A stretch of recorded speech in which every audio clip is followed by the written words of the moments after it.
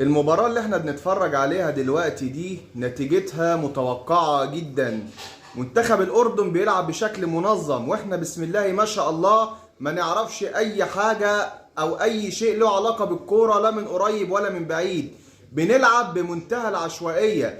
شيء طبيعي إن الأردن يكون متفوق علينا بنتيجة 1-0، وشيء طبيعي إن منتخب الأردن يكون منظم في لعبه أكتر مننا. ده شيء طبيعي. ليه؟ لان الناس دي بتلعب كوره، اما احنا بنلعب حكشه ما بنلعبش كوره. بجد يعني الكابتن حلمي طولان قدم لنا مزيج من العك الكروي والعشوائيه الكرويه اللي الواحد عمره ما هينساها، وهي مشاركه للنسيان. وحتى لو حصلت المفاجاه واتعادلنا، مش كسبنا، اتعادلنا، وحتى لو حصلت المفاجاه الكبيره وقدرنا نكمل في البطوله بحسابات بعض الناس، يعني هتبقى كارثة بكل المقاييس، وهتبقى يعني مشاركة للنسيان. وأتمنى إن المشاركة المصرية في كأس العرب تنتهي في أسرع وقت.